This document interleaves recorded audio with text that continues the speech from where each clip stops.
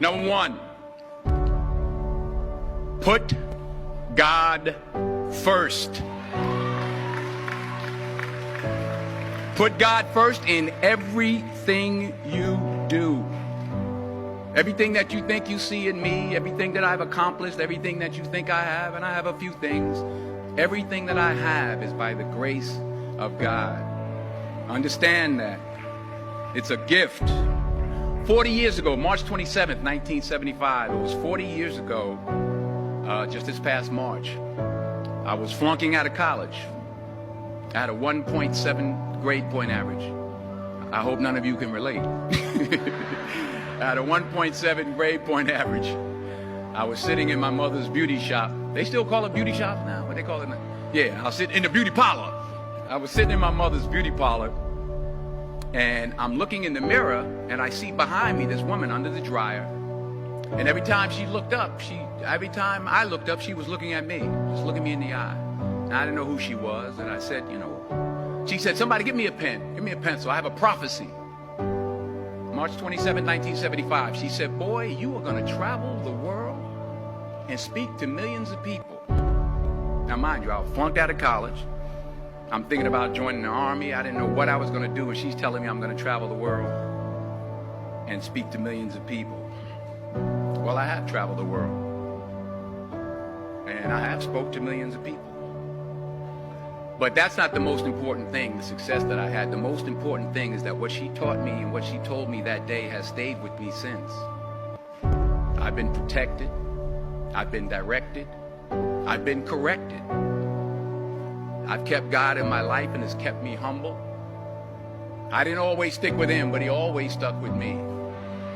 So stick with him in everything you do. If you think you want to do what you think I've done, then do what I've done and stick with God. Number two, fail big.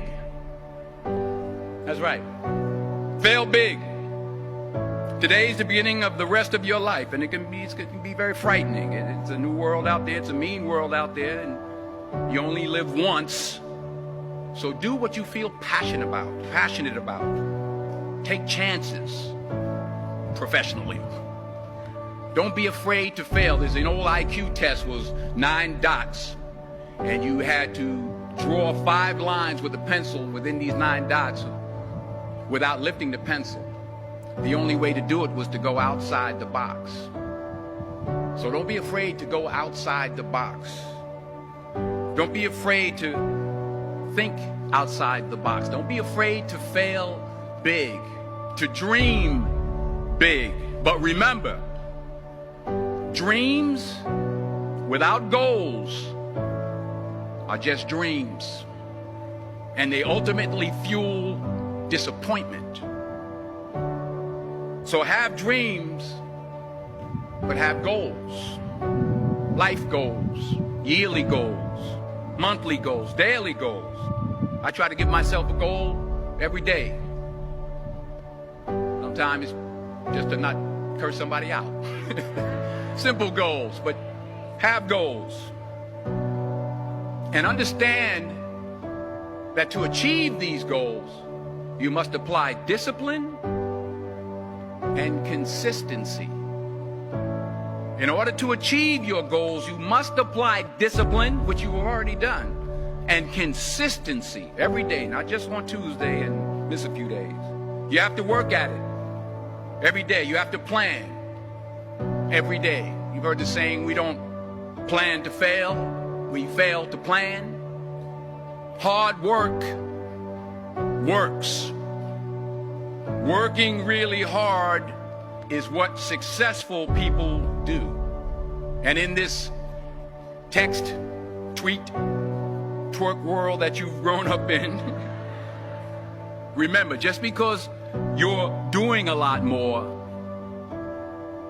doesn't mean you're getting a lot more done. Remember that. Just because you're doing a lot more doesn't mean you're getting a lot more done.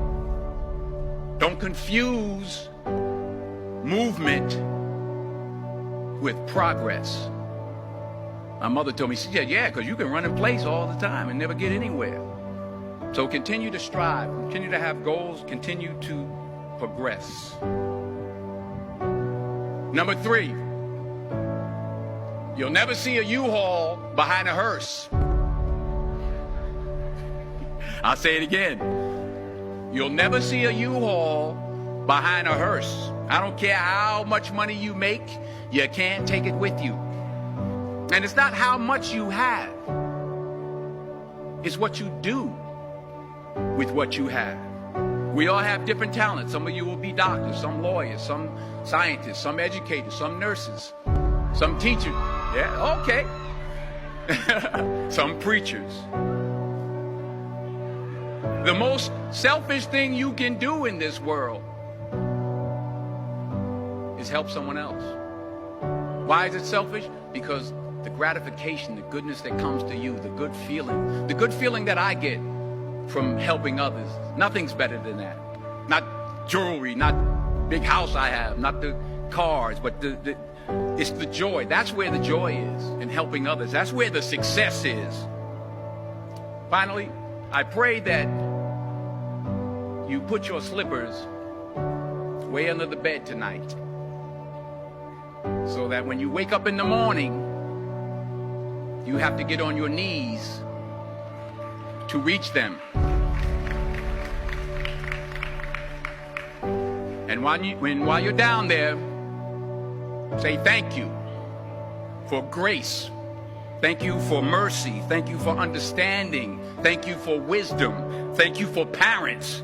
Thank you for love. Thank you for kindness. Thank you for humility. Thank you for peace. Thank you for prosperity. Say thank you in advance for what's already yours.